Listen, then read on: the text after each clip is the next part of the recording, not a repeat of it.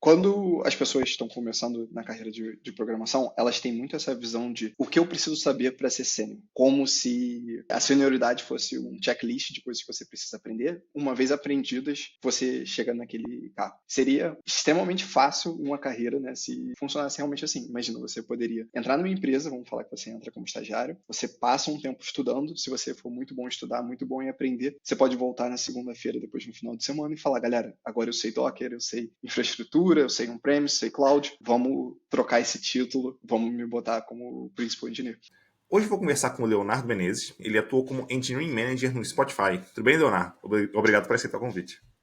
Tudo bem. Prazer, Edu, e obrigado você pelo convite. Imagina. E antes da gente começar o nosso episódio aqui, queria pedir para você contar um pouquinho para você, né, para quem estiver acompanhando aqui, te conhecer um pouco melhor. Claro. Meu nome é Leonardo Menezes, como o Edu falou. Eu sou Engineering Manager no Spotify e eu moro hoje em Estocolmo, na Suécia. Mas eu nasci e fui criado em Rio de Janeiro, Brasil.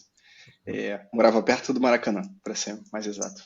Eu trabalhei um pouco no Brasil, trabalhei em algumas empresas brasileiras. Eu mudei para a Suécia mais ou menos 5 anos atrás e já passei por 2 empresas aqui na Suécia. Nosso papo de hoje vai ser sobre um pouquinho sobre carreira, né, sobre crescimento, sobre problemas que a gente lida ali. Daí isso muito apoiado, inclusive, para você que está acompanhando aqui a gente, né, num artigo que o Leonardo escreveu, que eu vou deixar o link aqui nas notas do podcast, inclusive, na descrição do vídeo, se você estiver assistindo pelo vídeo, onde ele fala um pouquinho sobre que tipo de problemas a gente busca ali, né, se a gente estiver buscando crescer, que nem sempre a gente ficar do lado vamos dizer assim, da zona de conforto ali é interessante, né, de trabalhar só com aquilo que a gente gosta e tal. Então, eu queria até já começar perguntando sobre isso, Leonardo. Quais os perigos aí que você enxerga da gente escolher trabalhar somente com aquilo que a gente gosta? Claro. Primeiro, massa que você olhou o artigo, esse foi um artigo que eu gostei bastante de escrever. Geralmente eu escrevo mais sobre tecnologia e gestão, mas esse artigo que eu escrevi foi diretamente um conselho de carreira, né, para outras pessoas e pessoas que talvez estejam é, querendo crescer, que nem você falou, nesse momento da carreira. É, e muitas experiências que eu tive no passado, eu percebi que muitas vezes as pessoas acabam tentando ficar na sua zona de conforto, acabam tentando trabalhar nas coisas que são mais interessantes possíveis. E geralmente é um conselho muito dado para todo mundo que está começando a carreira, né? Trabalhe com o que você ame, trabalhe com coisas que te interessam, trabalhe sempre no que você achar mais legal, divertido e interessante de trabalhar. O problema é que esse conselho é tão comumente dado hoje em dia para todo mundo e as pessoas geralmente acabam tendo uma tendência de terem zonas de conforto bem parecidas. Então não é como se você fosse o único que tivesse uma zona de conforto, por exemplo, e não programar em si. Muitas vezes, muitas pessoas têm exatamente a mesma zona de conforto e querem trabalhar com React, Next.js, assim como você também quer trabalhar.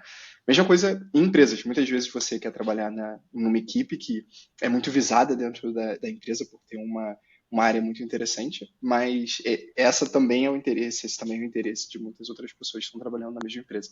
Então, o que eu exploro um pouco nesse artigo é achar essas rotas que podem ser atalhos na sua carreira, onde não necessariamente é a sua área de conforto, não necessariamente é a sua área de maior interesse, só que estrategicamente, em certo ponto da sua carreira, pode ser interessante você explorar para poder te dar essa vantagem em frente às outras pessoas que podem estar concorrendo com você.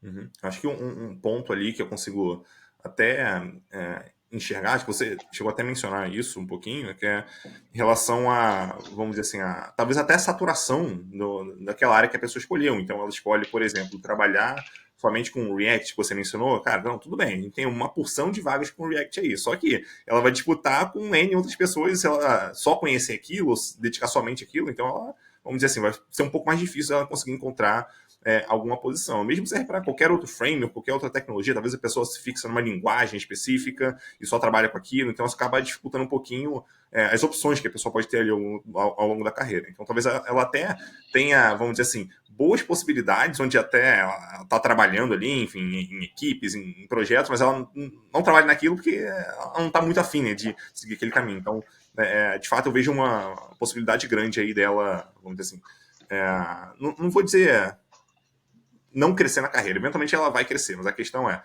vai ter mais dificuldade para crescer, para se desenvolver, para talvez trabalhar em projetos um pouco mais estratégicos ali, que eventualmente não estão com a tecnologia que ela está tão acostumada. Então, acho que são um excelente ponto aí para a pessoa ficar de olho, né? Se ela não está se limitando demais. A ideia também, vamos lá, não é fazer tudo, mas ela se limitar demais ali pode ser um problema sério aí para o crescimento dela, eventualmente. Perfeito. Inclusive, uma coisa interessante que eu acho sobre isso é, eu não acho que vale a pena você reprimir esse sentimento. Eu acho que vale a pena muito você explorar esse sentimento. Então, por exemplo, toda vez que você tiver algum sentimento de, poxa, eu não quero programar. Vamos supor, criar uma situação hipotética. Você começa a trabalhar em uma empresa onde você foi contratado para trabalhar como front-end developer, por exemplo, mas tem um sistema legado feito em C que você pode ou não programar. Se você quiser ser proativo, você pode ajudar em algumas tarefas que são nesse sistema. O seu sentimento inicial vai ser: eu não quero programar nisso, não é minha zona de conforto. E eu acho que vale a pena você ser sincero sobre o seu sentimento e explorar por que você sente sobre isso. Então, por que eu não quero trabalhar num sistema em si? Por que eu não quero expandir para esse lado? Eu vou perder alguma coisa em tentando trabalhar em sistema em C? Será que é medo? Será que é receio em não ser tão bom quanto eu sou em front-end nesse outro sistema? E acho que muitas vezes você explorar, você vai se conhecer um pouco mais como profissional, mas você também vai conhecer um pouco mais sobre como as outras pessoas ao seu redor pensam. Porque, que nem eu falei no início, as pessoas, eu acho que muitas vezes a gente tem essa ilusão de que nós somos muito únicos, né? Que todos os nossos pensamentos são muito únicos, nós somos os únicos que se sentem de certa forma, mas muitas vezes os sentimentos que você está tendo como front-end developer nessa situação pode ser o mesmo sentimento, e muitas vezes de todos os outros front-end developers da sua empresa. Então, você explorando e você se conhecendo um pouco mais e tentando explorar de onde está vindo esse sentimento de você não querer trabalhar nesse sistema em si, talvez te dê uma vantagem para entender como as outras pessoas ao seu redor pensam e para tentar ajudar a sua organização quanto isso. Então, por exemplo, na situação, se você for sincero sobre você mesmo e você chegar a essa conclusão de que você não se sente confortável porque você não é tão bom em si e você tem medo de fazer um código ruim, por exemplo, você vai entender que outras pessoas podem ter o mesmo medo e talvez, se você tiver a coragem de abraçar essa oportunidade, talvez você crie uma diferença. Você vai ser o único front-end developer que também consegue mexer em C na empresa. Isso cria um diferencial, muitas vezes, até desproporcional, porque o que acontece é o esforço que você acaba tendo que botar para aprender C, nesse caso, é muito menor do que o diferencial que você vai ganhar de ser o único desenvolvedor front-end que também consegue mexer no sistema em C. Então, esses tipos de oportunidades desproporcionais que eu sempre tento buscar na minha carreira, onde você tem que botar um certo esforço, mas você vai conseguir resultados muitas vezes maiores do que o esforço que você inicialmente botou naquilo. Sim, eu acho que é bem interessante isso, né? Às vezes, engenheiros de software não têm noção do quanto que esse conhecimento um pouco mais abrangente pode fazer diferença, do quanto que isso é valorizado dentro das empresas. Às vezes a gente não sente isso porque a gente está, na maior parte do tempo, trabalhando com aquilo que a gente, vamos dizer assim, é especialista, vamos colocar dessa forma, né? Então, mas assim, isso é extremamente valorizado. E que eu acho que tem um ponto importante para a gente ter em mente também, né? Quando a gente fala talvez em aprender uma nova tecnologia, algo que a gente não está tão habituado ali, que talvez a gente nem concorde tanto que aquilo, vamos dizer assim, seria bom para aquela situação, mas na minha visão é importante a gente ter uma cabeça uma mentalidade de iniciante, né? No sentido de que a gente saber que no começo a gente vai ser ruim naquilo, e faz parte. É claro que, dependendo do que a gente estiver aprendendo, a gente consegue puxar esse background que a gente já tem para conseguir ajudar no primeiro momento, mas é natural que a gente vai ter dificuldade, que no começo a gente não vai ser bom naquilo, que coisas básicas a gente vai ter uma certa dificuldade para fazer, e que naturalmente ao longo do tempo, conforme a gente vai, vamos dizer assim, praticando, a gente vai melhorando naquilo, né? Então, seja lá, a gente vai aprender um framework, se a gente vai aprender uma linguagem de programação, sei lá, um banco de dados novo, independente do que for, talvez uma técnica nova para resolver um problema, talvez aprender como que, sei lá, funciona uma metodologia ágil, sabe, uma coisa simples como isso. Então, acho que para tudo isso a gente depende, ou vamos dizer assim, a gente pode ser beneficiado de ter essa mentalidade de, tipo, beleza, vamos lá, eu estou só começando, eu sou iniciante aqui, e tudo bem eu cometer erros, tudo bem eu não saber tudo que eu preciso saber, e acho que faz parte do caminho, né? Então, eu acho que é um risco que a gente sempre corre conforme a gente vai se tornando mais sênior, de vamos dizer assim, começar a se incomodar cada vez mais com esse tipo de coisa e começar e passar a aprender cada vez menos por conta disso também. Então, eu acho que é um risco interessante para a gente analisar aí, enfim, ao longo do nosso crescimento, para a gente evitar, enfim, virar um dinossauro ali que chega num momento que não aprende mais nada porque está com medo de errar, está com medo de não dar certo, enfim. E isso faz parte, né, do ciclo de aprendizado de qualquer assunto. Com certeza, cara, com certeza. E que nem eu falei nisso, acho que vale muito a pena explorar esses sentimentos, porque, por exemplo, vamos falar que você é uma zona muito confortável. Se você explora esses sentimentos, você chega nessa conclusão de que você é um desenvolvedor júnior alguma hora, talvez um estagiário, você foi aprendendo e vamos falar que você virou um especialista em React. É claro que dá aquele medo frio na barriga de, poxa, eu vou programar em C, não é minha zona de conforto, talvez eu seja o pior programador em C da minha empresa, como as pessoas talvez as pessoas comecem a duvidar da minha própria capacidade como desenvolvedor, porque me veem atuando nessa área que eu não sou especialista.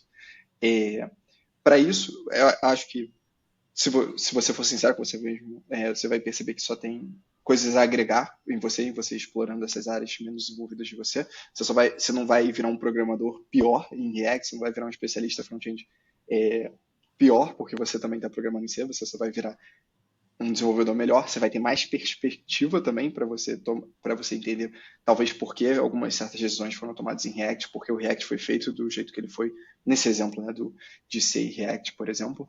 E, é claro, sempre pode ter pessoas que podem ter esse tipo de pensamento de, poxa, eu não considero mais tanto ele porque eu vi ele fazendo uma coisa que não é a zona de conforto dele e agora eu não acho que ele é um tão bom programador quanto ele era antes. Mas eu acho que essas pessoas são a minoria e eu acho que essas pessoas também estão fadadas a não crescer no futuro da sua carreira. Então eu não me preocuparia pessoalmente muito com elas. E como é que a gente faz ali para identificar esses problemas que vale a pena a gente trabalhar em cima? Tem algum exemplo assim, ou alguns exemplos que você percebeu ao longo da sua carreira que talvez sejam mais comuns ali? Sim, claro. Eu posso também dar o exemplo do que eu escrevi no artigo. Eu acho que vale a pena. O que você acha, Edu? Pode ser. Claro. Então, beleza. O exemplo que eu dei no artigo era o seguinte: eu trabalhava numa empresa, ou Stone, informação pública, né, dá para ver no meu LinkedIn, eu trabalhava na Stone, e dentro dessa empresa a gente trabalhava com sistemas diferentes, e um desses sistemas era um sistema super legado, que ele era também de alto risco, ele era basicamente um ETL que transferia de um banco de dados para o outro. Só que esse ETL tinha que acontecer algumas transformações que eram feitas em código, então não era um simples ETL feito apenas no banco de dados. O problema é que esse projeto não era tecnicamente interessante, né? Ninguém vai virar um especialista em fazer ETL em C Sharp, não é um futuro de carreira, né, que ninguém almeja para si mesmo. Não é uma coisa ultra interessante para colocar no currículo também, né?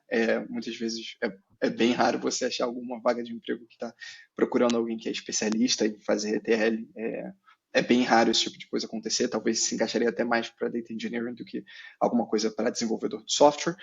E tinha muito risco, porque esse ETL tinha que acontecer todo dia e tinha riscos de negócios que poderiam acontecer se ele não rodasse.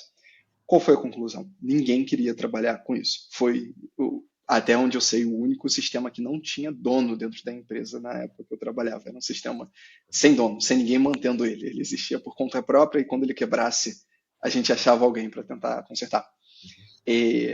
Esse é o tipo de oportunidade. A gente falou um pouco de oportunidade de aprendizado, né, de você aprendendo uma skill nova, mas também eu exploro bastante no artigo esse tipo de oportunidade de talvez oportunidade de emprego, de carreira que você não inicialmente exploraria, porque não é o assunto mais popular do momento, mas que pode gerar uma oportunidade. Eu acabei entrando de cabeça nesse ETL. Eu fazia outras coisas também na empresa, mas acabei nesse sistema entrando bastante de cabeça. E acabei virando, acho que dentro de um espaço de um ano, líder de uma equipe que passou a tocar esse sistema com outros desenvolvedores. Isso foi super cedo na minha carreira. Não deu bastante trabalho consertar esse ETL, mas não deu tanto trabalho assim. E o retorno que eu tive sobre isso, de poder virar um líder de uma equipe técnica, ter a oportunidade de ter essa experiência, foi muito desproporcional pelo esforço investido nisso, né? Eu acho que se todo mundo visse isso friamente de longe e falasse, poxa, se eu aprender como consertar esse ETL, aprender como esse ETL funciona, eu viro tech lead, eu acho que a maioria das pessoas aceitaria essa oferta. Mas o problema é que no calor do momento, muitas vezes as pessoas se deixam levar apenas pela aparência inicial do problema, de eu não gosto de fazer TL, eu não sou especialista em ETL, e eu não quero lidar com alguma coisa que tem um risco tão grande assim se eu falhar, se der errado. Uhum. É, essas oportunidades, achar esses tipos de coisas que outras pessoas não querem fazer, habilidades que outras pessoas não querem aprender, eu acho que acabam gerando essas oportunidades desproporcionais. Sim, sim.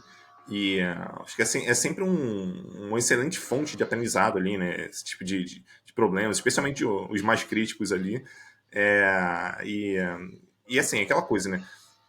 Tem muita gente que fala que o que torna uma pessoa sênior são os problemas que ela enfrenta ao longo da carreira, que ela vai aprendendo a resolver aquilo ali. Então, até vai encontrando alguns padrões e tal, isso vai seniorizando a pessoa. Então, quando a gente tem a oportunidade de pegar isso logo no começo da carreira, realmente é uma oportunidade e tanto ali. Nem sempre isso acontece, né? Às vezes a pessoa ela tá ali na empresa, pegando tarefa do backlog, passa anos e anos fazendo aquilo e nunca se depara com um problema relevante em produção.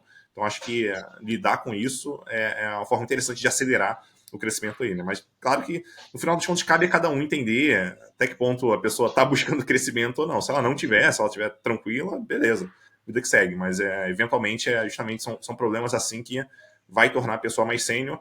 E não só isso, acho que tem até um ponto que vai além, né? Existe uma questão técnica aí de, pô, será que ela consegue resolver? Não consegue? Então ela vai se desenvolver, vai aprender, seja lá sobre o assunto que for, para ela conseguir resolver aquele problema. Então tem esse lado técnico, mas tem também um lado comportamental, né? Vamos dizer assim, né? Das pessoas que estão em volta, perceber que, putz, essa pessoa, ela não foge de um problema. Então, quando apareceu ali, ela fez questão de ajudar, de correr atrás, de estudar sobre o assunto, de puxar outras pessoas, de, sei lá, ela fez o que foi necessário para conseguir resolver o problema na ponta. E a questão é, quando, vamos dizer assim, tiver uma oportunidade, surgir uma equipe e tal, para quem a gente vai dar preferência para colocar nessa equipe? É uma pessoa que ela somente, entre aspas, pega a tarefa do backlog, que faz basicamente o trabalho que todo mundo ali já está fazendo, ou alguém pô, que se mostrou que, cara, ela realmente vai para cima, que ela, sabe, busca resolver o problema, que ela aprende o que for necessário. Então, para quem a gente vai dar preferência? Muito provavelmente para quem, vamos dizer assim, dá esse passo além, né? Claro que existe um risco fazendo isso, mas por outro lado, o retorno ele também é muito provável que aconteça ali. Né? Então, eu acho que é uma tática interessante ali, né? É desconfortável, mas enfim, acho que cabe a cada um decidir o que faz mais sentido para si ali naquele momento de carreira. Perfeitamente colocado. Inclusive, isso era a próxima coisa que eu ia falar também, Edu. Quando as pessoas estão começando na carreira de programação, elas têm muito essa visão de o que eu preciso saber para ser sênior. Você já deve ter ouvido essas perguntas algumas vezes, ou essa discussão no Twitter, lugares assim. O que eu preciso saber para ser sênior? Como se a senioridade fosse um checklist de coisas que você precisa aprender. Uma vez aprendidas, você chega naquele cargo. Seria extremamente fácil uma carreira, né, se funcionasse realmente assim. Imagina, você poderia entrar numa empresa, vamos falar que você entra como estagiário, você passa um tempo estudando, se você for muito bom em estudar, muito bom em aprender, você pode voltar na segunda-feira, depois no final de semana, e falar, galera, agora eu sei Docker, eu sei infraestrutura, eu sei on-premise, sei cloud, vamos trocar esse título, vamos me botar como principal engineer. O que não acontece? O conhecimento é uma parte muito grande de você crescer na sua carreira, mas que nem você falou, accountability, você ter a responsabilidade comportamental e um histórico de que você consegue resolver problemas de forma independente, de forma segura para a empresa também. Então, por exemplo, vamos falar que você sempre fica na sua zona de conforto, mas você acaba estudando muito, você acaba virando um desenvolvedor muito bom. Claro que isso também vai influenciar na sua carreira, mas você não vai estar crescendo tanto quanto você poderia se você não explorar esse outro lado. Então vamos falar que você faz os dois, você estuda muito e toda vez que aparece um problema na empresa, você fala, pode deixar comigo, eu não tenho certeza como resolver ele, mas eu vou aprender, vou dar o meu melhor e vou tentar resolver. É, as pessoas cada vez mais vão aparecer com mais problemas para você, conforme você for fazendo isso. Isso vai trazendo mais responsabilidade para você dentro da empresa. Isso vai criando um histórico de que eu posso contar com essa pessoa, porque toda vez que tem algum problema, eu vou até ela e é ela que resolve. E isso, inevitavelmente, de novo, não é a única coisa, não, a ideia aqui não é parar de estudar para só pegar problemas no trabalho, né? É sempre os Uhum. dois, mas eu acho que esse lado de você tentar pegar problemas e você tentar se tornar responsável por resolver os problemas de ponta a ponta é um lado que não é tão conversado sobre na internet em comparado com se aprofundar tecnicamente em tecnologias que a gente estuda. É, E eu acho que é uma pena. Eu acho que é um lado que talvez tenha até mais impacto na sua carreira em médio e longo prazo do que simplesmente o aprofundamento técnico por si só. E acho que não por um acaso, quando eu escrevi o livro ali de Dev Tech Lead, eu não abordei nenhum ponto técnico especificamente. Não que eles não sejam importantes, claro que eles vão fazer diferença nesse crescimento para a posição de liderança, mas a questão normalmente o que desenvolvedores mais carecem é justamente desse, vamos dizer assim, desse lado um pouco mais comportamental, né? Então entender como que eles vão se comportar em diferentes situações, como que eles conseguem evoluir ali a parte do relacionamento, o foco no resultado, esse tipo de coisa, né? Que normalmente a gente não presta tanta atenção nos primeiros, vamos dizer assim, no começo ali da carreira, mas que em algum momento, especialmente nessa virada para tech lead, vai fazer muita diferença para essa pessoa ali, né? Ainda nesse tema de, vamos dizer assim, de problemas que a gente pode lidar, eu queria voltar um pouquinho agora para o lado da liderança. Então, você comentou aqui um desafio que você pegou ali para a posição de engenheiro de software ainda, que foi muito importante para você. Mas pensando numa pessoa que já está atuando como líder, talvez como um tech lead ali na equipe, tem algum problema assim comum, coisas que você percebeu ao longo da carreira que você, putz, cara, acho que esse problema seria interessante para uma pessoa tech lead buscar? Algo que talvez não fosse tanto ligado à tecnologia, mas que fosse voltado a algum outro tema em torno ali. Cara, eu acho que tem bastante. Inclusive, eu acho que quase tudo que a gente conversou acaba, você consegue carregar também para a área de liderança. Muitas vezes na área de liderança, o cálculo mental que a gente faz é sobre. A gente faz meio que uma. Todo mundo tem um modelo de análise de risco interno, né? Então, toda vez que aparece uma nova responsabilidade ou aparece uma nova. Por exemplo, vamos falar que você toca uma equipe. Essa equipe surge a oportunidade de talvez ela também ser responsável por uma outra área da empresa, uma nova funcionalidade, alguma coisa que hoje está fora do escopo da sua equipe.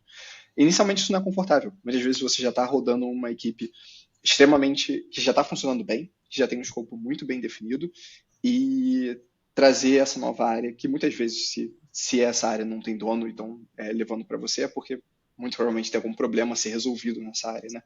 É, não é confortável. Isso pode até trazer um risco de você ter mais problemas. Você pode acabar sendo o líder de uma área que está funcionando mal ou uma funcionalidade que está funcionando mal na empresa. Uhum. Eu acho que é importante ter esse modelo de análise de risco interno, mas eu acho que sempre vale a pena você ficar se empurrando para você tentar chegar a fundo de se você está fazendo uma análise lógica para ver se faz sentido ou não incorporar essa nova área, ou se você simplesmente só quer ficar na sua zona de conforto e está com medo desse risco vir aparecer. Não tem nenhum problema você querer evitar riscos. Eu acho que nenhum ser humano em sua consciência fala eu amo riscos. Seres humanos, geralmente, eles não gostam de mudanças, não gostam de riscos. Mas se você quer crescer, se a sua intenção é ter cada vez mais responsabilidades, crescer na sua carreira, que sempre está atrelado a ter mais responsabilidades, vale muito a pena você se empurrar um pouco fora da sua zona de conforto e buscar essas novas áreas. Talvez criar um novo time possa ser uma oportunidade para incorporar essa nova área, talvez crescer o time que você tem agora, talvez tentar ser mais produtivo com o time que você já tem, então isso vai requisitar uma estratégia de tecnologia, por exemplo, para ver como você, com a mesma capacidade original da equipe, você vai poder ter mais responsabilidades dentro da empresa. É bastante trabalho, é bastante risco, mas eu acho que muitas vezes acaba valendo a pena. Sim. Acho que um negócio comum que eu vejo ali, especialmente em novos líderes, vamos dizer assim, a pessoa acabou de ser promovida para uma posição de liderança, ela, vamos dizer assim, ela tende a mudar pouco o trabalho dela. Então ela, pô, não, vou ficar aqui.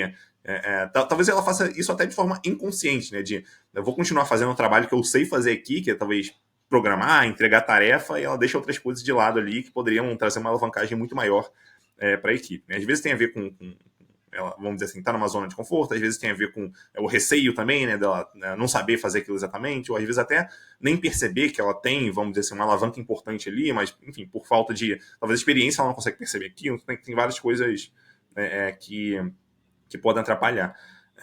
Acho que, assim, do meu lado, acho que esse é um ponto que eu já indicaria para quem, especialmente para quem está chegando numa posição de liderança, né? Que é olhar para questões não técnicas que podem estar atrapalhando a equipe. Porque, assim, questões técnicas já são claras para a gente. Já tem experiência suficiente, pelo menos eu imagino, a pessoa que chegou numa posição de liderança já tem experiência suficiente para conseguir perceber que, putz, talvez esse framework aqui não está funcionando tão bem, o desempenho da aplicação não está tão legal, sei lá. Isso aí ela já está quase que na veia, né? Já deveria estar na veia. Agora, perceber que a forma como as pessoas estão se comportando na equipe pode estar impactando as entregas, ou então, sei lá, a relação que o time tem com a pessoa de produto, ela não está legal, por isso é importante a gente trabalhar nessa relação. Então, isso não é tão claro ali. Acho que é interessante a pessoa, nessa posição, nessa primeira posição de liderança, começar a olhar para esse tipo de coisa e perceber que, beleza, o que eu posso fazer em relação a isso? Né? E talvez ela não saiba, tudo bem não saber. A questão provavelmente na própria empresa que ela trabalha, outras pessoas têm uma boa noção de como fazer isso. Então, ela pode conversar com essas pessoas para, pelo menos, entender os primeiros passos que ela pode dar. E depois continuar estudando, testando abordagens diferentes. E, naturalmente, em algum momento, vamos dizer assim, o problema ele vai ser mitigado, ele vai diminuir ali, ela vai aprendendo com essas experiências que ela vai tendo. Né? Então, acho que ela, pelo menos, estar disposta a olhar para alguma coisa que não seja tecnologia, já pode ajudar ela a evoluir nesses outros pontos aí. Enfim, claro que aí, como você comentou, Léo, sempre existe um risco associado, né, dela tentar trabalhar naquele problema e não conseguir, talvez até eventualmente piorar aquilo, mas eu acho que para quem está numa posição de liderança, faz parte. A gente eventualmente vai cometer erros, eu já cometi inúmeros erros até grandes, mas, pô, beleza, acho que faz parte ali, enfim, vai virar aprendizado depois, a gente compartilha, a gente tenta não cometer aquele mesmo erro de novo. Acho que esse é o ponto aqui. Então, quem está numa posição de liderança, vamos dizer assim, é uma pessoa que deveria ter um pouco mais de coragem do que talvez uma pessoa numa senioridade menor, talvez um sênior, um pleno, um júnior, porque faz parte do nosso trabalho, eventualmente até arriscar alguma coisa ali, enfim, e eventualmente não ter um resultado tão bom. Né? Então, coragem também acho que é um ponto importante aí para a pessoa ter em mente que ela vai precisar desenvolver esse músculo. Cara, então, eu concordo. Só um ponto sobre o que você falou. Eu concordo muito. E eu acho que ainda mais nessa transição de contribuidor individual para liderança, uma coisa que acontece muitas vezes é a partir de. Cada empresa tem nomenclaturas diferentes, então acabam mudando. Mas eu acho que a partir do sênior, cada promoção, cada novo título de liderança que você ganha, o trabalho acaba mudando 100%. E que eu acho que acaba confundindo muitas pessoas. Então, por exemplo, vamos falar que você era um excelente senior engineer, por exemplo. Você era extremamente bom tecnicamente e você decide fazer a mudança para gestão e você vira engineer manager, por exemplo. O trabalho e o que faz um bom engineer manager é completamente diferente do que faz um bom senior engineer.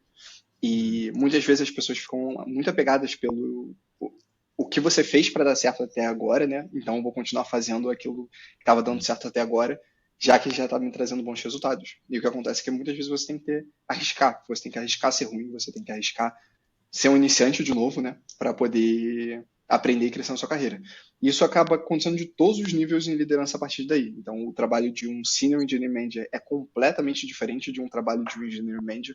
Liderar engenheiros é completamente diferente de liderar outros gerentes. A abordagem é completamente diferente, o tipo de conversa que você tem são completamente diferentes. Depois, um diretor tem um trabalho completamente diferente também de um senior engineer manager. Um CTO tem um trabalho completamente diferente de um diretor. E cada um desses pulos é um risco. Você pode não ser bom naquele novo nível. Não necessariamente uma pessoa que é boa em liderar uma equipe de tecnologia é boa também em liderar uma organização de tecnologia e não necessariamente é boa para liderar uma empresa e liderar todo o setor técnico de pesquisa e desenvolvimento de uma empresa. E não tem julgamento de valor nisso, né? Às vezes a pessoa não precisa ser boa em tudo isso. Às vezes ela vai ser uma grande líder de equipes de engenharia. Talvez ela não seja bom em fazer esses outros papéis de liderança, mas não tem problema. Talvez ela seja uma das melhores pessoas do mundo para aquele tipo de papel.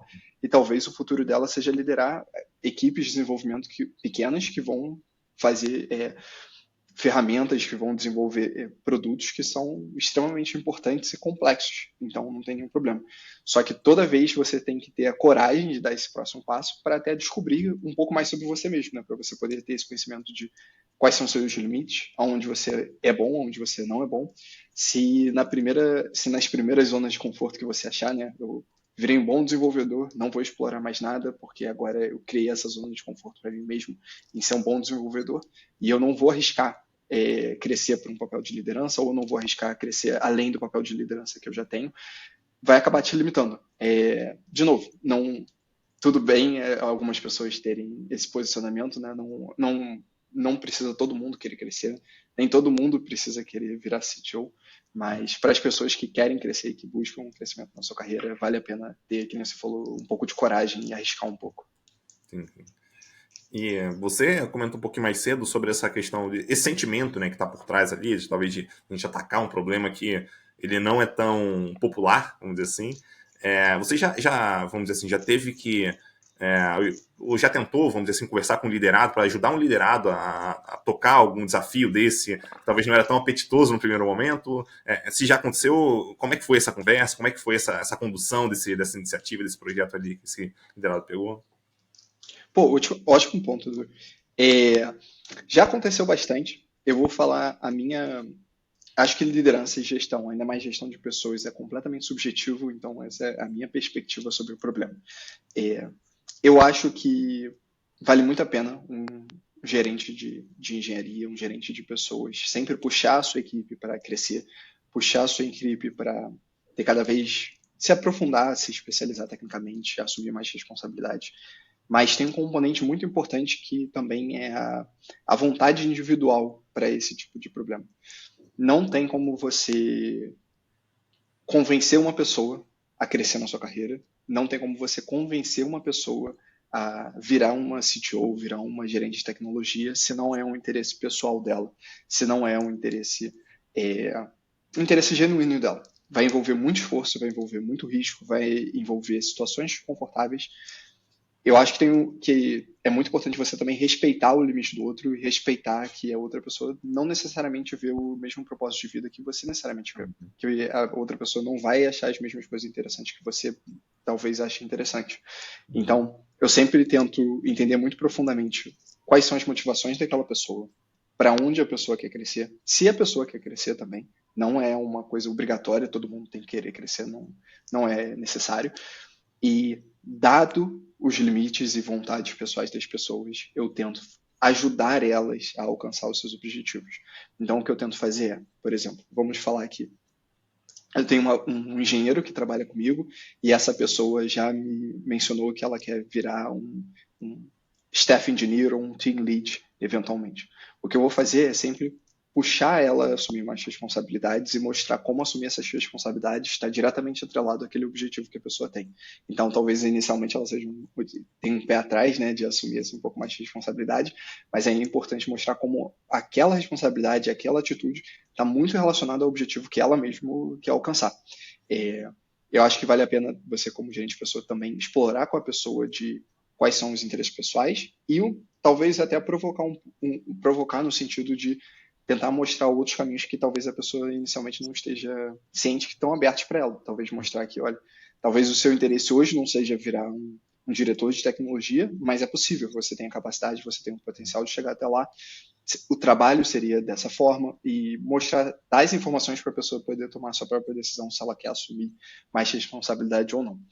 O único momento que eu acho que, e todas as situações já aconteceram, e eu acho que são situações fáceis de lidar se você tiver essa perspectiva de que a pessoa que você está liderando sempre vai estar no assento do piloto, né, desse carro que vai ser a carreira dela, você está ali para dar direções, talvez para fazer provocações, que às vezes podem não ser muito confortáveis, mas sempre para ela pilotar a carreira para onde ela tem interesse de buscar. Os únicos momentos que essas conversas são mais difíceis é quando a zona de conforto é tão fechada que acaba atrapalhando o dia a dia no ambiente de trabalho. Então, por exemplo, eu também já tive a experiência de trabalhar com pessoas que a zona de conforto delas era tão pequena e tão restrita que acabava impactando em alguns sistemas que elas deveriam trabalhar. Então, dá um exemplo, voltando no exemplo do início. Às vezes você tem uma equipe full stack e você tem uma pessoa que que gosta mais de trabalhar no back-end ou gosta mais de trabalhar no front-end e se recusa a sair da sua zona de conforto, arriscar um pouco para trabalhar na outra tecnologia, que é uma responsabilidade da sua equipe. Então a gente não está nem falando mais de crescimento, né? A gente está falando de fazer o trabalho básico que a equipe foi designada a fazer. E aí sim você tem que ter conversas mais difíceis sobre como a pessoa tem que arriscar um pouco até para a equipe poder funcionar.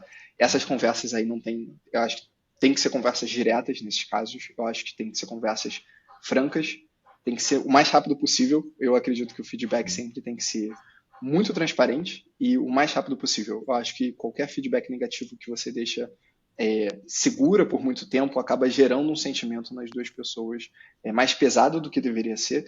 Então, o que no início poderia ser uma conversa bem simples de poxa, eu acho que você deveria explorar mais essa área, porque a gente precisa que você trabalhe nessa área, acaba virando um grande problema onde você não está performando no nível que a empresa esperava, ou você trabalha nessa nova tecnologia, ou o seu futuro na empresa vai estar comprometido. Eu acho que a gente tem que sempre evitar chegar nesse tipo de situação sem solução, né? Onde ou a pessoa sai da sua zona de conforto ou ela está demitida, algo extremo assim. Eu sempre tento dar o feedback o mais rápido possível nesses casos e bem diretamente. É importante você ser sincero também sobre como é importante para o bem-estar da própria pessoa e o futuro da pessoa na empresa aprender essa nova tecnologia. Eu acho que essa distinção é importante, né, vamos dizer assim, a pessoa precisa sair da zona de conforto, porque o contexto dela pede isso naquele momento, então essa é uma coisa. Outra coisa a pessoa quer crescer na carreira, quer se desenvolver, ser promovida até, enfim, talvez em algum momento ali, e para ela crescer, naturalmente, ela vai ter que encarar desafios diferentes e isso vai tirar ela da zona de conforto. Então, acho que são situações diferentes ali que é importante a gente diferenciar. Então, eu diria que nessa situação de o contexto da equipe pede que a pessoa precise conhecer daquilo, então, a gente vai dar o feedback mais rápido possível, realmente, para a pessoa. Agora, se tem a ver com o crescimento dela, e talvez ela não queira crescer tanto naquele momento, não, tudo bem, talvez postergar isso um pouco mais para frente, essa responsabilidade, ela participar de um projeto que vai ajudar a pessoa a se desenvolver naquilo, acho que tem muito mais a ver com o que a pessoa está buscando ou não, né, naquele momento. Então, acho que essa distinção é importante. Eu lembro até de uma história, foi bem interessante, assim, que eu passei, porque, assim, eu trabalhei numa equipe onde a gente tinha ali um desenvolvedor, que era um desenvolvedor bem experiente, assim, grande conhecimento técnico, conhecia muito também do contexto ali, né, de que a equipe trabalhava, das tecnologias, do negócio que estava envolvido ali dentro daquele contexto. Era um desenvolvedor muito importante para a equipe. Só que, ao mesmo tempo que ele era importante, ele também era muito centralizador. Então, toda vez que acontecia um problema, ele era a primeira pessoa que pulava em cima para poder resolver. Isso é bom por um lado, mas por outro é ruim, porque isso atrapalha o desenvolvimento das outras pessoas na equipe. Então a gente tinha pessoas ali que eu queria muito que também pulassem esses problemas para ajudar a resolver, porque isso é dar experiência para essas pessoas. Isso não acontecia. Então o que eu combinei com esse programador na época, porque assim, ele já estava buscando se desenvolver, assim, crescer na carreira, ser promovido e tal.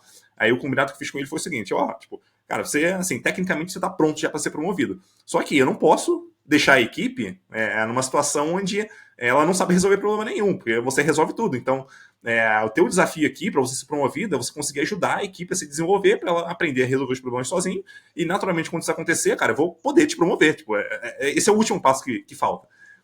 E assim, na época foi suficiente para esse programador se sentir, vamos dizer assim, engajado em realmente fazer isso, porque no começo ele não fazia porque ele, cara, queria resolver tudo. Então acho que alguns combinados assim podem funcionar bastante ali também para ajudar a direcionar a pessoa para o lugar certo, né? Então, se a gente tem uma pessoa centralizadora, nesse caso como eu tinha na época, então fazia muito sentido atrelar uma coisa a outra, né? Ao desenvolvimento dele, ao crescimento dele, delegar responsabilidades para a própria equipe ali, né? Então, não necessariamente será confortável, eu tenho certeza que não era confortável para esse programador fazer esse tipo de coisa, mas enfim, era o que era necessário ele aprender naquele momento. Eu tenho certeza que isso foi bem importante para ele ao longo da própria carreira, né? Porque ele, imagino que ele tenha passado por isso outras vezes ao longo da carreira, de ter que delegar algumas coisas para alguém. Enfim, era uma habilidade ali que eu julguei que era importante para ele, de fato foi ali para a equipe. Acho que o resultado final foi que a equipe de fato se tornou independente, então chegou no momento que ele nem olhava mais para os problemas, a equipe já pulava em cima e já resolvia. Enfim, acho que é uma história interessante aí para mostrar aqui como que a gente consegue atrelar, vamos dizer assim, a resolução de um problema, um desafio ali para a pessoa, com o próprio crescimento dela, crescimento da equipe, enfim, acho que esse é o cenário ideal, né, que a gente busca aí, enfim, vamos dizer assim, uma forma de desafiar a pessoa ao mesmo tempo que a gente tem o melhor resultado possível ali na ponta. Cara, com certeza. Inclusive, deixa uma informação curiosa. Esse foi um dos maiores. Eu gostei da distinção que você fez de é, sair da sua zona de conforto, talvez, porque você precisa para o seu cargo atual ou porque você quer crescer. Falando um pouco sobre essa segunda parte, sair da zona de conforto porque você quer crescer. Foi um dos maiores choques culturais que aconteceu quando eu vim aqui para a Suécia, principalmente no papel de liderança. Aqui na Suécia, a cultura é muito diferente do que a cultura brasileira, a situação econômica é muito diferente da situação brasileira também. Então, uma coisa que acontece bastante é muitas pessoas na Suécia acabam tomando a decisão de que elas não querem crescer mais para papéis de liderança ou além do seu papel de liderança atual dentro de empresas. Os impostos são muito altos aqui dentro da Suécia, que acaba achatando os salários de tecnologia. São bons salários, mas eles não têm uma discrepância tão grande quanto os salários iniciais e salários mais altos de liderança tem no Brasil. Então, o que acontece é que muitas pessoas na Suécia acabam tomando a decisão de não querer assumir esses novos riscos e não querer crescer mais nas suas carreiras porque elas já estão confortáveis com o papel que tem. A gente chama até de posições finais. Obviamente, ninguém vai querer parar em ser um desenvolvedor júnior ou algo assim, mas muitas pessoas acabam chegando a essa conclusão de que elas não querem ir além de, por exemplo, senior engineer ou um gerente de engenharia ou diretor, que elas estão ok com o papel que elas estão, que elas não querem crescer. Isso é uma parte muito difícil da liderança aqui, você precisa entender muito bem onde a pessoa está e você não pode puxar para alguma coisa que ela não quer. Então, se a pessoa não quer crescer além do seu papel de liderança, não adianta você ser o tipo de líder que vai fazer ela receber uma promoção, porque muitas vezes ela não quer aquela promoção aqui. Isso foi um choque cultural muito grande, porque no Brasil eu estava sempre acostumado a todo mundo quer promoção, né? Não, é quase uma blasfêmia você falar que você não quer ser promovido no Brasil, mas é muito comum aqui na Suécia. Interessante, né? Financeiramente passa a fazer cada vez menos sentido ela ser promovida, apesar dela ganhar um aumento ali, ela não, percentualmente talvez não seja tão grande assim, né? E outro ponto que eu queria entender contigo é o seguinte: a gente falou um pouquinho falou bastante, na verdade, né, sobre vamos dizer assim, a importância da gente trabalhar com pontos que a gente não está tão confortável e tal. Mas a questão trabalhar somente com coisas que a gente está desconfortável o tempo todo talvez não seja tão interessante. E entender como que a gente consegue balancear isso aí, né? Vamos dizer assim, como que cada pessoa consegue encontrar o balanço para ela de, putz, não, vou pegar tanto de desafio, tanto de coisas que eu curto fazer ali, como é que ela consegue encontrar aí, talvez, o sweet spot, dentro do possível. Perfeito. Então, na minha opinião, isso é até mais arte do que ciência. Eu vou explicar um pouco de como eu penso sobre isso e talvez outras pessoas acabem pegando esse tipo de estrutura de pensamento para elas também. Então, como eu penso? Eu acho que você precisa ter muito claro na sua carreira para onde você quer se desenvolver, quais são os seus objetivos e aonde você quer se especializar. A partir disso, eu acho que vale a pena você ir explorando esses desafios adicionais. Então, por exemplo, também não é bom você ir para o extremo onde você quer resolver todos os problemas que aparecem dentro da empresa, a ponto de que você não vira um especialista em nada, você vira apenas um resolvedor de problema.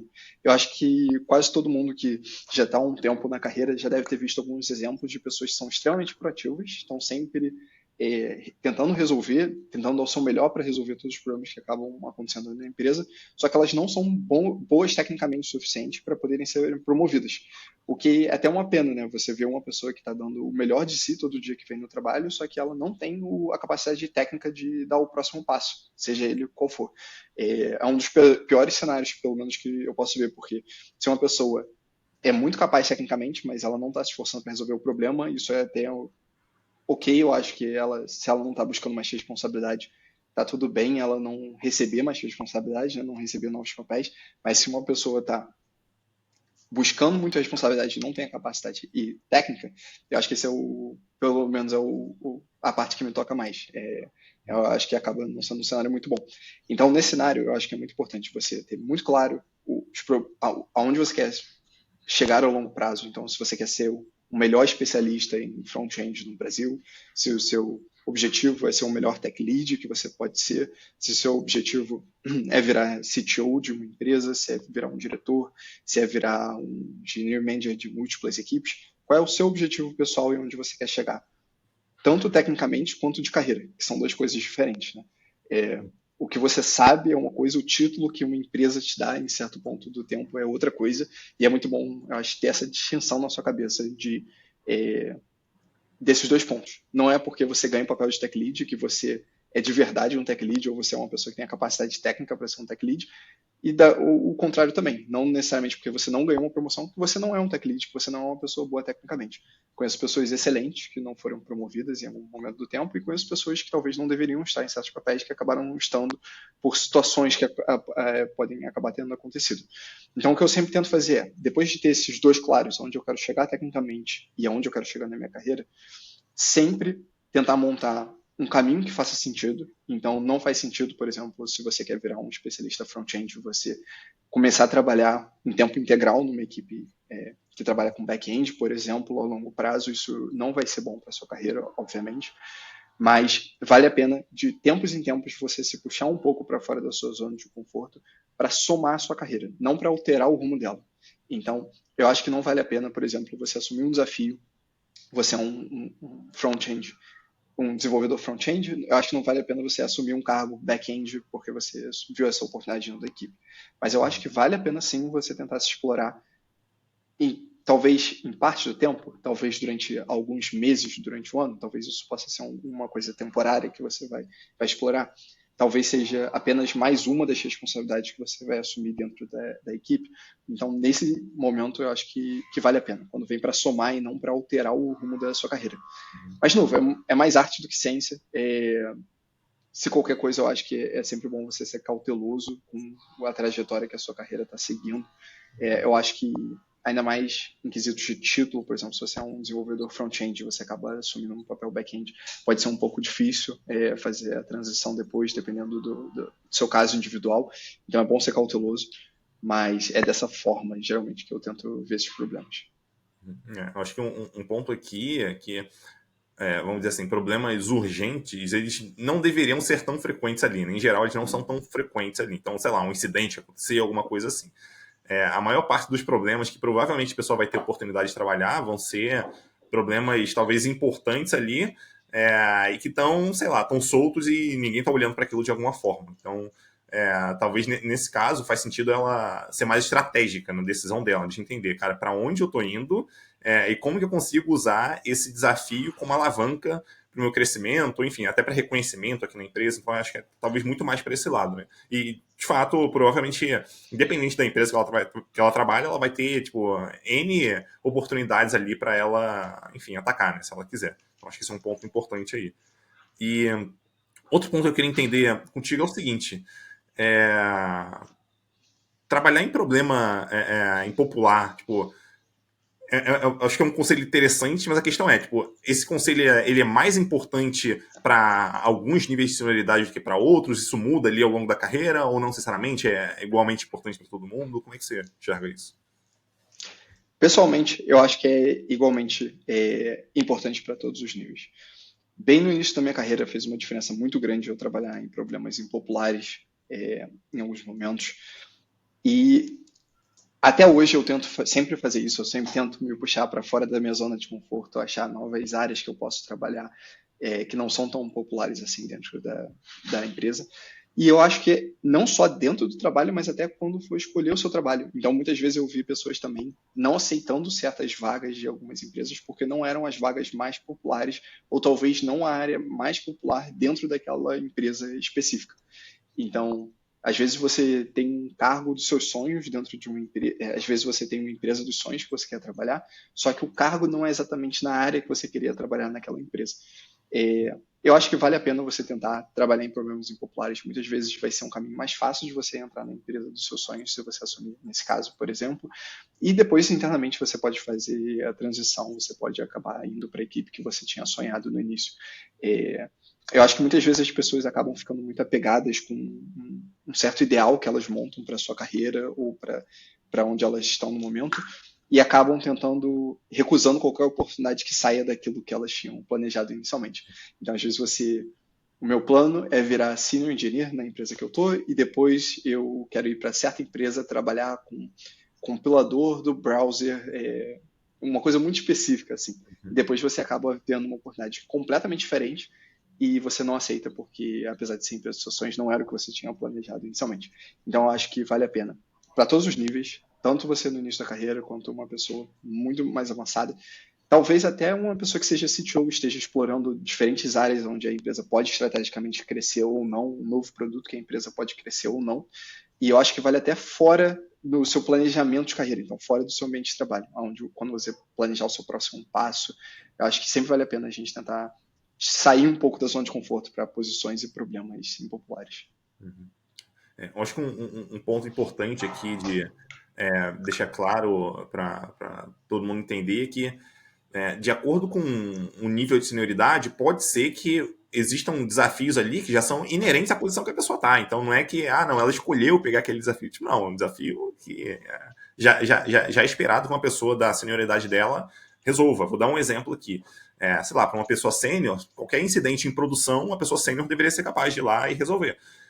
Um desenvolvedor sênior nesse caso. Então, um desafio talvez de conflito dentro da equipe. Pô, uma pessoa talvez tech lead, um gerente de engenharia, deveria ser capaz de conseguir ajudar a endereçar a resolução desse conflito. Então, são desafios ali que aparecem que naturalmente já são inerentes à posição. Mas independente da posição que ela está, de fato, existem outros desafios que provavelmente vão além daquela posição que ela está. Então, ela vai precisar se desenvolver e se ela quiser crescer, ela vai ter que resolver esse tipo de coisa, né? Ou ter que lidar com esse desafio em algum grau, assim. Então, não é que qualquer desafio serve. Existem desafios que, vamos dizer assim, já são para a posição atual e desafios que são para ajudar ali, que podem ajudar a pessoa a crescer, né? Então, acho que essa distinção é importante. Um ponto que eu percebi também ao longo da carreira é que quanto mais sênior a gente vai se tornando, especialmente numa posição, vamos dizer assim, talvez de gerente de engenharia para frente ou de staff para frente, a gente já não consegue mais tanto trabalhar somente com aquilo que a gente mais gosta. Então, por exemplo, vamos dizer que eu gosto muito de programar, tá o dia todo programando ali. Mas, cara, como staff, provavelmente eu não vou estar mais o dia inteiro programando. Em algum momento pode ser que realmente esteja junto com o time, pegando alguma tarefa do backlog, trabalhando em cima dela, mas talvez em outro momento eu vou estar ajudando a resolver um problema de infraestrutura, eu vou ajudar, sei lá, a estruturar os alertas da empresa. Isso não tem a ver diretamente com programação, mas é importante ali e, dada a posição, a gente vai trabalhar com essas coisas que talvez não sejam, né, as nossas preferências ali, né? Então, quanto mais sênior a gente vai se tornando, menos a gente vai tendo essa possibilidade de escolha de trabalhar somente com aquilo que a gente gosta, né? Então, esse é um ponto até para tirar um pouco essa expectativa não, tipo, eu quero continuar trabalhando com isso pro resto da carreira e crescendo pro resto da carreira. Cara, provavelmente isso vai acontecer cada vez menos, né? Então, para evitar possíveis frustrações aí, é importante a gente saber isso logo de cara. Perfeito. E concordo 100%. Inclusive, vamos dar um exemplo aqui. Vamos falar que você vira gerente de engenharia e você é contratado para montar um novo smartwatch. Você vai ser responsável pela criação de um novo smartwatch. Talvez seu background seja, por exemplo, Android e você vai usar o sistema operacional do Android para fazer aquele smartwatch. Só que talvez durante o desenvolvimento do produto, você vai acabar percebendo que você tem que criar aplicativos back-end para poder fazer algumas requisições daquele smartwatch. Às vezes mudam a definição do produto e o smartwatch agora vai ter que ter capacidades com AI, então você vai ter que talvez levantar uma equipe de AI para trabalhar com você para poder montar alguns modelos, ou você vai ter que montar um serviço back-end para entregar com alguns outros provedores de sistemas de AI. Talvez você seja responsável por definir qual vai ser a outra empresa que você vai fazer a integração com a AI, se vai ser OpenAI, se vai ser com Google. E, inicialmente, como a gente falou, você era um especialista em Android que foi escolhido para tocar aquele projeto ali porque você achou que só ia envolver um dispositivo Android. Então, como a gente falou, eu acho que tem certos níveis que você tem que abrir 100% a mão de ficar na sua zona de conforto. É bom você saber qual é a sua zona de conforto e sempre comunicar ela. Então, olha, eu sou um gerente de engenharia que consegue trabalhar com todos os tipos de tecnologia, mas eu sou especialista em Android. Se vocês precisarem que eu levante um modelo em AI, eu não vou conseguir fazer porque eu não sou um data scientist. Mas eu vou tentar dar o meu melhor para montar aquela equipe. Então já fica inerente a certas posições estar confortável e não estar confortável. Sim. E queria abrir o espaço aqui no final para você passar uma mensagem para quem estiver acompanhando a gente. Se quiser fazer um jabá também, pode fazer esse jabá, fica à vontade. Valeu demais, Edu. Primeiro, de novo, cara, muito prazer em conhecer você. Muito obrigado pelo papo. Valeu por ter lido o artigo, cara. Eu gosto de escrever bastante no meu site, o ltmenezes.dev. Às vezes eu escrevo também no Medium e no DevTool, mas eu sempre lanço primeiro no meu site. Vocês podem me achar também no meu Twitter, ltmenezes no Twitter. E tomara que possa ter ajudado essa conversa, cara, em algumas pessoas em alguns momentos da carreira. Com certeza, eu vou deixar todos os links aqui de nota de podcast, na descrição do vídeo. Muito obrigado, Léo, por você ter aceitado bater esse papo. Curti muito esse assunto. Um abraço para você e até a próxima. Abraço, Edu.